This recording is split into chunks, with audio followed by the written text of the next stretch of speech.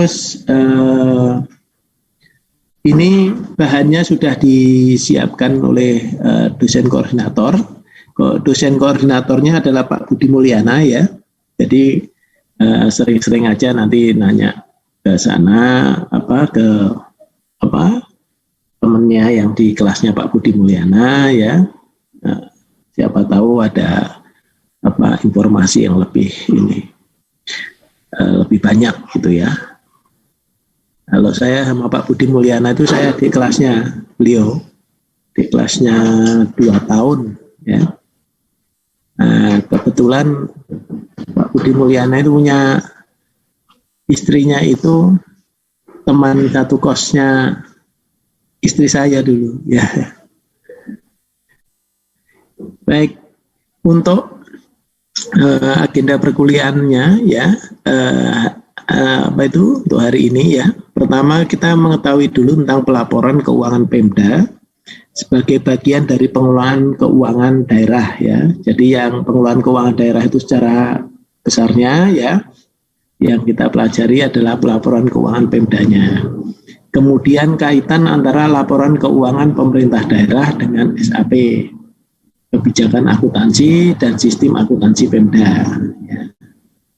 Kemudian pihak-pihak yang terlibat dalam pelaporan keuangan. Ya. Pihak-pihak yang terlibat dalam pelaporan keuangan. Pak, ya. Kayaknya PPT-nya belum muncul. Belum muncul? Ya, share screen-nya masih untuk ya. Sebentar.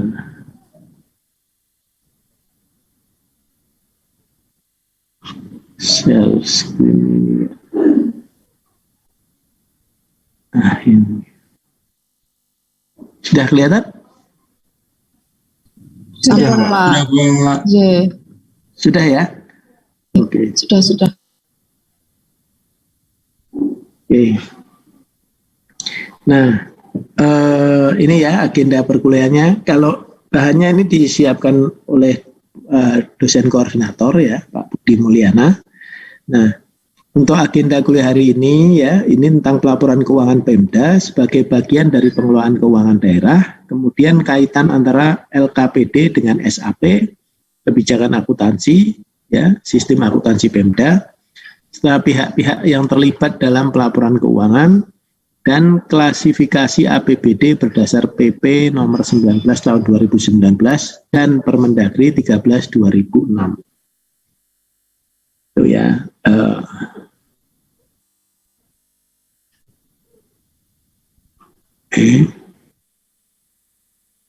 Nah, ini pelaporan keuangan sebagai bagian dari pengelolaan keuangan daerah. Jadi kita pahami dulu pengelolaan keuangan daerah. Pengelolaan keuangan daerah itu kegiatannya ya, itu dimulai dari perencanaan ya. Perencanaan itu belum bicara uang ya. Nah, jadi masih merencanakan kegiatannya apa, program kegiatannya apa, yang diturunkan dari visi misi ya, carikan program kegiatannya apa untuk mencapai visi misi tadi. Nah, kemudian baru kita bicara uangnya ya. Setelah direncanakan kegiatannya, kira-kira uangnya ada atau enggak ya, kan gitu ya. Nah, uangnya ini domainnya di mana? Kalau perencanaan domainnya ada di Bappenas ya. Kalau di daerah namanya di Bapeda ya. Nah, ketika masuk penganggaran, kalau di pemerintah ya, kalau di pemerintah pusat perencanaannya di Bappenas, kalau di daerah Bapeda ya, Badan Perencanaan Daerah. Nah, kalau untuk penganggarannya melihat uangnya, ketersediaan uangnya ada di Menteri Keuangan kalau untuk pemerintah pusat. Kalau di daerah, siapa yang jadi Menteri Keuangannya? Adalah Kepala Dinas DPKAD. Nah, DPKAD ya. Kemudian pelaksanaannya ya, setelah dianggarkan ya, setelah direncanakan, terus anggarannya berapa diketahui, kemudian dilaksanakan ya. Siapa yang melaksanakan? Adalah semua unit ya, SKPD ya yang memiliki DIPA, ya. Jadi sudah dialokasikan anggarannya, ya, punya kegiatan dan punya anggarannya, ya.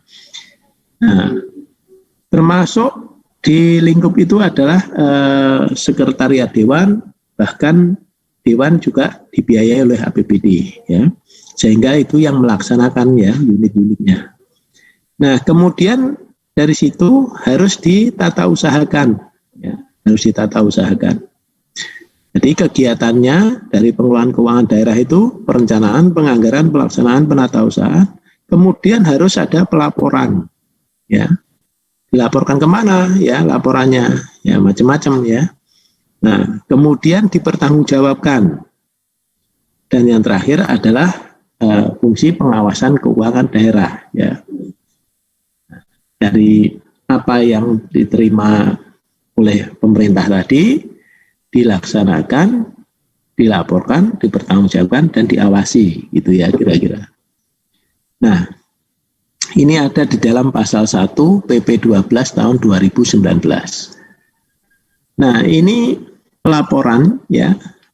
Kalau secara keseluruhan kemarin kan sudah ngambil PKD, ya. Nah, PKD. Nah, ini yang dari PKD itu, ya. Perencanaan itu dimulai dari mana? Dari RPJMD, ya, RKPD, ya, terus kemudian harus dilihat dari pedoman umum penyusunan APBD yang dikeluarkan oleh Menteri Dalam Negeri, ya, di sini, ya. Nah, kemudian juga apa itu disusunlah KUA dan PPAS, ya. KUA dan PPS, kebijakan umum anggaran, ya. Kemudian juga disusun prioritas plafon anggaran sementara, ya. Ini antara eksekutif dengan legislatif, ya, DPRD. Kemudian muncullah nota kesepakatan, ya. Nah, dari nota kesepakatan itu dibuat sebagai pedoman penyusunan RKA, ya, rencana kerja anggaran, ya, satuan kerja pemerintah daerah oleh kepala daerahnya. Kalau provinsi ya gubernur, kalau kabupaten ya bupati, kalau kota ya wali kota. Kemudian disusun RKA, ya, SKPD tadi, ya, akhirnya dijadikan rencana anggaran pendapatan dan belanja daerah. Nah, kemudian ini di Raperda APBD tadi oleh gubernur atau Mendagri, ya. Kalau yang dievaluasi Mendagri itu kalau dia Raperda APBD provinsi.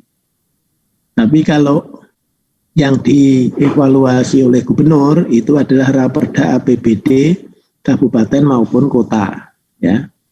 Nah, ketika sudah disetujui, ya, oleh gubernur atau Mendagri, dia bisa diundangkan sebagai Perda APBD. Nah, kemudian di deretan pelaksanaan, ya, kegiatan pelaksanaan dari Perda APBD tadi sebenarnya secara simultan sudah disusun rancangan DPA dari SKPD, ya, dan telah diverifikasi, ya, DPA SKPD tadi kemudian dilaksanakan, ya, sebagai pelaksanaan dari APBD, ya. Nah, di dalam APBD kan ada 3, ya, ada pendapatannya, ada belanjanya, ada pembiayaannya. Nah, ini dilaksanakan semua, ya, berupa kegiatan dan program, ya. Kegiatannya berapa, ya, kemudian anggarannya apa, uangnya berapa. Nah, kemudian dilaporkan realisasinya pada semester pertama, ya. Nah, apabila ada rencana untuk melakukan perubahan, ya, atau penyesuaian APBD, nah, nanti disusun juga, ya, setelah menyusun laporan realisasi semester pertama. Apabila ada APBDP ya. Nanti dievaluasi lagi oleh gubernur atau menteri dalam negeri. Kalau ada kalau sudah disetujui misalnya ada perubahan APBD, maka muncullah ditetapkan Perda APBDP ya, perubahan. Bisa saja satu daerah itu tidak ada perubahan ya dalam tahun itu. Nah, namun akhir-akhir ini lebih sering ada perubahan di dalam APBD ya, atau Perda APBDP ini jadinya sering ada. Kenapa? Karena apalagi di tahun 2020 kemarin ya, karena ada pandemi COVID sehingga APBD harus difokuskan kepada penanganan COVID serta untuk pemulihan ekonomi nasional. Jadi hampir semua APBD di Indonesia 2020 itu dilakukan perubahan. Ya. Kenapa dilakukan perubahan? Ya karena tidak sesuai lagi dengan asumsinya tidak sesuai lagi ya. Karena COVID-nya itu muncul di bulan dinyatakan pandemi itu di bulan Maret 2020, sedangkan APBD 2020 itu sudah ditetapkan Desember, maksimal Desember 2019. Jadi APBD sudah ditetapkan, terus ada pandemi, sehingga asumsi-asumsi untuk waktu menyusun APBD itu jadi tidak relevan lagi gitu ya. Nah kemudian dari semua itu harus ditata usahakan, terutama ya pada pelaksanaan APBD tadi ya, baik pendapatannya, baik belanjanya maupun pembiayaannya. Jadi penatausahaan di sini misalnya seperti bendahara penerimaan wajib menyetor penerimaannya ke RKUD ya. Nah, seperti itu ya. Kalau ada belanja juga harus segera diterbitkan SPM, UP-nya, GU-nya gitu ya. Nah, kemudian kalau pembiayaan ini yang menatausahakan nanti dilakukan di BPKD. Nah, kemudian dari belanja APBD tadi, akhirnya kan ada yang menjadi kekayaan dan kewajiban bagi daerah, ya. Makanya perlu disusun laporan neraca, laporan realisasi APBD-nya, ya. Karena kan ada yang bisa menjadi kekayaan, jadi aset, ya. Ada yang untuk operasional kan, ada yang nggak jadi apa-apa gitu ya. Nah, misalnya belanja dinas luar kota ya sudah dinas saja kan gitu ya. Tapi kalau belanjanya misalnya beli kendaraan dinas kan dia catat sebagai kekayaan daerah ya. Nah, mulai karena itu di dalam penatausahaan ini dan dibuatlah pelaporan ya. Nah, pelaporannya menggunakan akuntansi keuangan daerah ya. Nah, ini disusun untuk mempertanggungjawabkan dari pelaksanaan APBD tadi. Nah, akuntansi keuangan daerah disusun sesuai dengan SAP. Jadi laporan keuangan Pemdanya isinya harus LRA, laporan perubahan sal, neraca, LAK, ya, laporan operasional, perubahan ekuitas dan CALK. Kemudian atas dasar itu disusunlah Raperda pertanggungjawaban pelaksanaan APBD. Nah, ini laporan tadi RKPD tadi dilakukan pemeriksaan ya oleh siapa? BPK ya. Dilakukan pemeriksaan oleh BPK. Kemudian Raperda tadi pertanggungjawaban tadi ya disetujui bersama antara kepala daerah dan DPRD. Nah, kemudian harus segera dievaluasi oleh gubernur atau menteri dalam negeri dalam waktu 15 hari. Ya. Nah, dalam 7 hari kalau ada yang harus direvisi, diberikan kesempatan 7 hari untuk menyesuaikan oleh Pemda, ya. Nah, DPRD di sini melakukan pengawasan, ya, bukan pemeriksaan, ya, dalam penyusunan perda pertanggungjawaban pelaksanaan APBD. Yang melakukan pemeriksaan cuma BPK. Ya. Baik, itu ya. Ada pertanyaan? Kalau tidak ada, kita lanjut. Mungkin ya. Belum ada. Oke. Jadi reformasi akuntansi pelaporan keuangan bagian dari reformasi di bidang BKN. Ya. Jadi trigger hukumnya adalah Undang-Undang 17/2003 tentang keuangan negara. Nah, saya itu masuk tahun 2001, ya, di mana di DJPKPD, ya. Nah, saat itu belum ada laporan keuangan pemerintah pusat atau LKPP, ya. Nah, LKPD juga belum ada. Jadi di Indonesia itu yang ada baru laporan pertanggungjawaban APBD, ya, realisasi APBD aja, ya. Jadi APBN juga begitu, ya. Nah, di 2001 itu saya mungkin termasuk sekitar 25 orang pertama yang termasuk menyusun sistem akuntansi pemerintah daerah. Jadi di situ ada tim, ya. Kalau di googling masih ada tuh nama saya, ya. Nah, itu buku SAPD, ya, sistem akuntansi keuangan pemerintah daerah, itu yang tahun 2002 itu belum ada KSAP, ya. Komite sektor akuntansi publik itu belum ada, ya. Nah, saya masuk di situ. Nah, baru 2003 itu muncul Undang-Undang 17 tentang keuangan negara. Jadi dulu nggak ada kewajiban bikin laporan keuangan gitu, ya. Cuma pertanggungjawaban APBD aja. Nah, makanya nggak bisa dilihat dulu itu asetnya Pemda itu berapa, ya. Bahkan aset pemerintah RI juga belum dapat, ya. Pertama laporan LKPD itu pertama kan tahun 2004, ya, itu disclaimer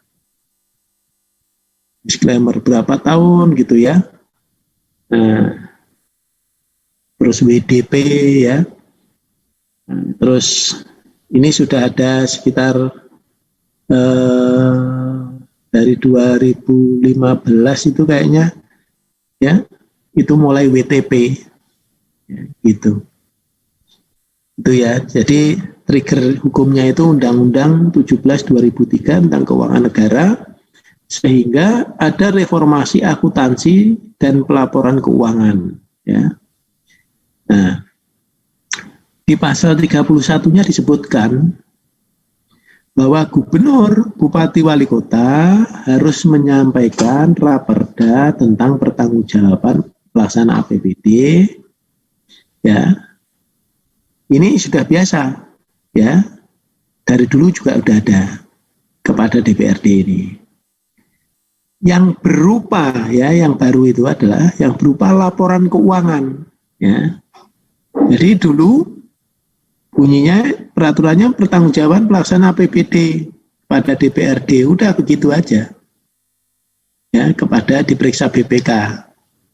Tapi setelah undang-undang ini, laporan keuangan dimaksud setidak-tidaknya meliputi LRA PBD, ya, neraca, laporan arus kas, catatan atas laporan keuangan.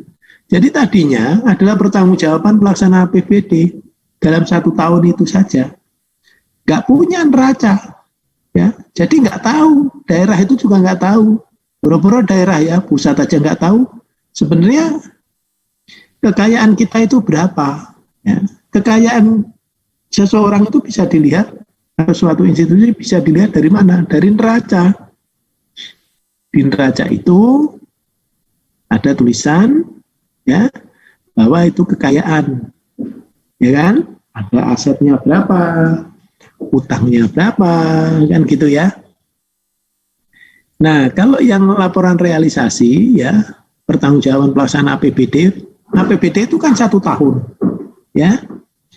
APBD 1 tahun itu, ya itu ibaratnya uang jajan saudara 1 tahun.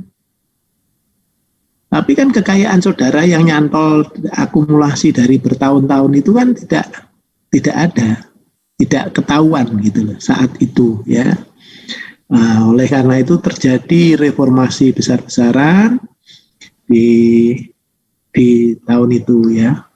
Saya patut berbangga juga ya, karena saya termasuk yang ikut ya walaupun 1 titik kecil gitu ya, mewarnai perjalanan dari penyusunan LKPD maupun LKPP ya. Nah, kemudian bentuk dan isi di pasal 32-nya bentuk dan isi laporan pertanggungjawaban pelaksanaan APBN atau APBD dimaksud disusun dan disajikan sesuai dengan SAP, standar akuntansi pemerintah. Nah, tadinya pun sudah ada standar akuntansi pemerintah belum? Belum. Ya. Jadi waktu saya dengan teman-teman beberapa sudah pensiun dan beberapa pejabat itu ya,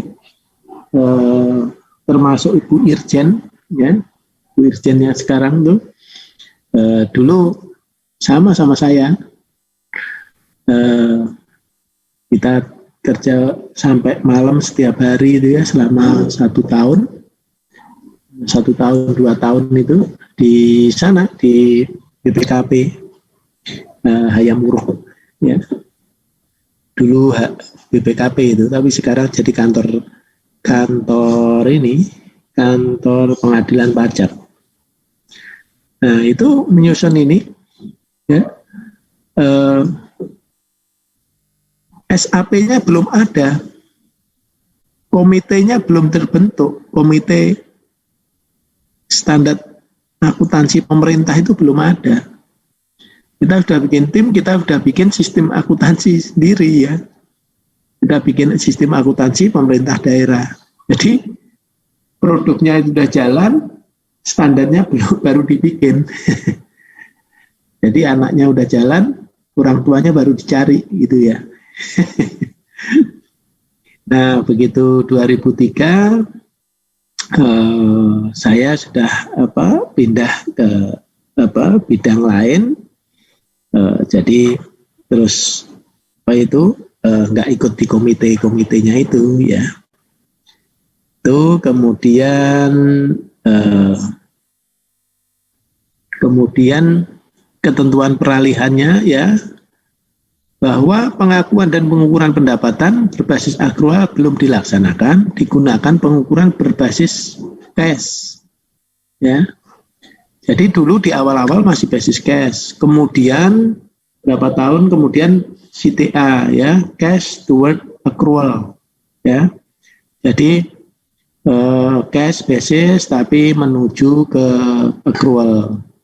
Nah, sekarang sudah full accrual ya, gitu. Tuh. Nah, kemudian selain di Undang-Undang 17 tadi, ada PP 71 tahun 2010 ya. Di PP 71 2010 itu di pasal 6-nya pemerintah menyusun sistem akuntansi pemerintahan yang mengacu pada SAP ya. SAP di sini apa? Standar akuntansi pemerintah ya. Jadi kan harusnya bikin standar dulu baru bikin sistemnya. Kan gitu ya.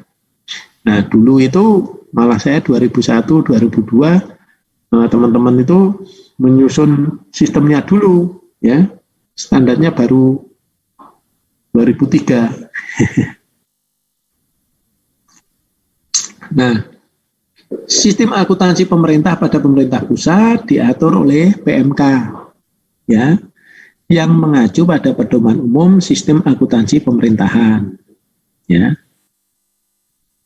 Nah, untuk Pemda diatur oleh peraturan gubernur atau bupati atau wali kota. Jadi, kalau di pemerintah pusat itu berdasar PMK saja kita susun, ya. Tapi kalau Pemda itu harus ada perdanya, gitu. Ya, harus ada perdanya. Harus disusun perdanya dulu yang mengacu pada pedoman umum sistem akuntansi pemerintahan. Jadi, Pemda itu harusnya memedomani SAP juga. Kan gitu ya. SAP itu diatur oleh peraturan Menteri Keuangan setelah berkoordinasi dengan Menteri Dalam Negeri. Nah, ini ceritanya banyak ini. Jadi peraturan Menteri Keuangan itu kenapa kok standarnya kok dimasukkan dalam peraturan Menteri Keuangan? Padahal kalau di akuntansi bisnis, ya akuntansi komersial, standarnya itu diatur oleh Ikatan Akuntan Indonesia. Nah, jadi yang ngatur adalah komite, ya ikatan organisasi nirlaba. Nah, ini kok kalau yang di sini kan ada KSAP, Komite Standar Akuntansi Pemerintah. Tapi kenapa pedoman umumnya harus mengikuti PMK? Yo, kira-kira kenapa kira-kira?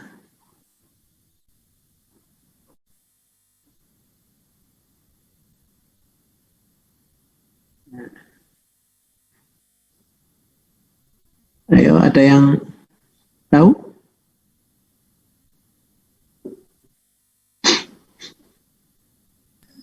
Ahdan, Ahdan. Enggak, Pak. Tadi maksudnya gimana, Pak? Harus mengikuti PMK. Yang di pasal 6 ayat 4 kan, Pak? Yang di pasal 6 ini lah. Pasal 6, ya kan di ayat 4. Pedoman umum sistem akuntansi pemerintahan sebagaimana dimaksud ayat 2 dan ayat 3 diatur dengan PMK. Ya. Setelah berkoordinasi dengan Mendagri. Jadi sistemnya kenapa harus diatur di dalam PMK? Sedangkan kalau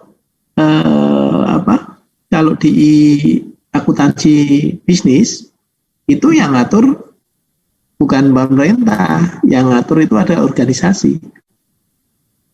Sistemnya ya dimasukkan di dalam yang disusun di SAP-nya standar akuntansinya SAK itu, standar akuntansi keuangannya yang nyusun adalah Ikatan Akuntan Indonesia. Nah, di pemerintahan ini kan ada kayak Ikatan Akuntan Indonesianya itu namanya KSAP, Komite Standar Akuntansi Pemerintah. Ya. Tapi kenapa kok enggak dia yang mengeluarkan standarnya? Kok yang mengeluarkan standarnya diatur dalam PMK, walaupun isinya sama. Jadi isinya itu sama, karena PMK itu didasarkan atas KSAP tadi, atas standarnya KSAP. Kira-kira karena apa?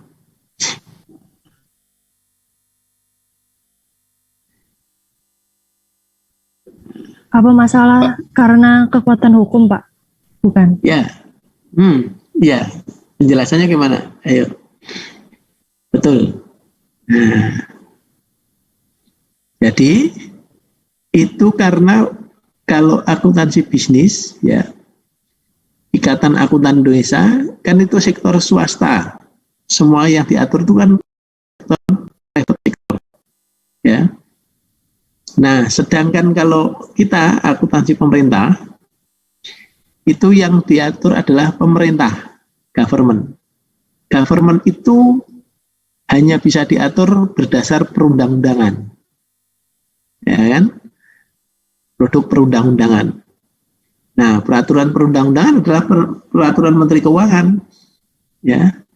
Itu jadi peraturan karena kalau diatur oleh KSAP, ya nggak diikuti, nanti salah. KSAP siapa? Kan organisasi aja, kan gitu kan. Nah, jadi dia ngikut peraturan Menteri Keuangan. Lah, Menteri Keuangan, makanya KSAP itu kantornya juga di DJ Perbencana, ya. Nah, di DJ Perbencana. Nah, orang-orangnya juga 50% ya orang-orang Kementerian Keuangan, ya. Nah, jadi sama cara ngaturnya, cuma nanti dimasukkan di dalam PMK supaya tidak terjadi kesalahan dalam melaksanakan APBD maupun APBN. Itu ya. Jadi kalau ditanya alasannya kenapa, ya karena pemerintah itu nurutnya dengan peraturan gitu. Oke. Peraturan perundang-undangan maksudnya ya. Kemudian di pasal 7 ya, penerapan SAP berbasis accrual sebagaimana dimaksud dapat dilaksanakan secara bertahap dari SAP menuju cash menuju accrual menjadi SAP berbasis accrual. Ini dulu ya, ini sampai 2015, 2016 itu sudah full accrual ya. Dulu masih cash towards to accrual.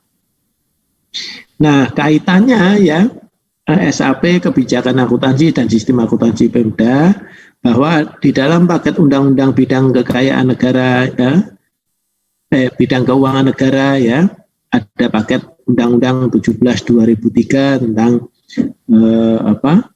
keuangan negara ya. Kemudian Undang-Undang 1/2004 ini tentang perbendaraan ya. Kemudian Undang-Undang 15/2004 ini tentang pemeriksaan BPK ya. Ini satu paket ya. Nah, kemudian turunannya di sini ada pengelolaan keuangan daerah ya, PP 58/2005 ini sudah diperbarui jadi PP 12 tahun 2019 ya. Nah, dari PP 12 2019 ini ada pedoman PKD ya, pedoman pengelolaan keuangan daerah yang baru ya, ini Permendagri nomor 77 2021 ya. Nah, ini yang dipakai yang ini yang baru ya, tapi karena kuliah ini rinciannya ini rincian dari Permendagri 77 2021 ini belum keluar,